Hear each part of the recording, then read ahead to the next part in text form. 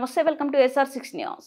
హుస్నాబాద్ నియోజకవర్గ కేంద్రంలో Congress party బీసీసీల OBC రాష్ట్ర జాయింట్ కోఆర్డినేటర్ మరియు బీసీ సంక్షేమ సంఘం రాష్ట్ర సంయుక్త కార్యదర్శి తాళ్లపల్లి శ్రీనివాస్ గౌడ్ కోహెడ మండలం శనిగరం గ్రామంలో విలేకరులతో మాట్లాడుతూ రేణుక ఎల్లమ్మ ఆలయ స్థల విషయంలో మంత్రి పొన్నం ప్రభాకర్ కి కబ్జా చేయాల్సిన అవసరం ఉందా అని, ఆలయ ప్రాంతంలో వారికి ఏమైనా ఇల్లు ఉందా, స్థలం ఉందా ఆలోచించండి ప్రతి ఒక్కరూ అన్నారు. నోరుంది ఏదైనా ఆరోపణలు చేయొచ్చు అనుకునే రఫీ మంత్రి పైన ఆరోపణలు ఎందుకు చేస్తున్నావో కూడా తెలుసునని, నీ వెనకాల ఎవరున్నారో నీతో ఎందుకు మాట్లాడిస్తున్నారో కూడా తెలుసునని, రేణుక ఎల్లమ్మ టెంపుల్ ఉన్న భూమి కన్నా ఇక 1 ఇంచు మీ భూమి ఎక్కువగా ఉన్న సదరు వ్యక్తులు ఆ భూమిని తీసుకొచ్చని పేర్కొన్నారు. భూ వివాద విషయంలో స్థానిక మంత్రి పొన్నం ప్రభాకర్ గౌడ్ పై బురద చెల్లే ప్రయత్నం మానుకోవాలని అన్నారు. ఖబర్దార్, బడుగు బలహీన వర్గాల ఆశాజ్యోతి, బీసీల బలగం, బీసీ నాయకుడు, బీసీ మరియు రవాణా శాఖ మంత్రి వర్యులు పొన్నం ప్రభాకర్ అన్న గారి ఎదుగుదల చూసి ఓర్వలేక బురద జల్లే ప్రయత్నం చేస్తే ఊరుకునే ప్రసక్తే లేదు.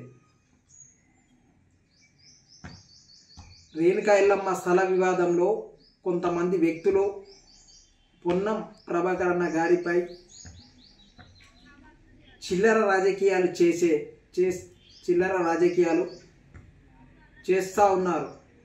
చేస్తే చట్ట ప్రకారం చర్యలకు బాధ్యులు కావాల్సి వస్తుంది. జాగ్రత్త బిడ్డ.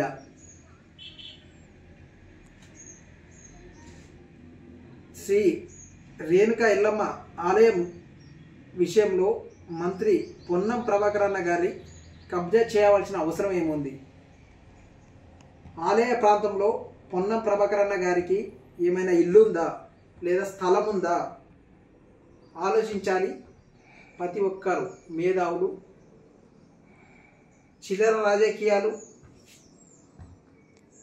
రాజకీయాలు చేస్తూ ఎల్లమ్మ తల్లి అమ్మవారి భక్తుడైనటువంటి పొన్నం ప్రభాకర్ అన్న గారిపై విమర్శిస్తే ఊరుకునే ప్రసక్తే లేదు. నోరుంది కదా అని ఏది పడితే అది మాట్లాడితే, రఫీ మీ వెనక ఎవరున్నారో, మీతో ఎవరు మాట్లాడిస్తున్నారో అన్నీ మాకు తెలుసు.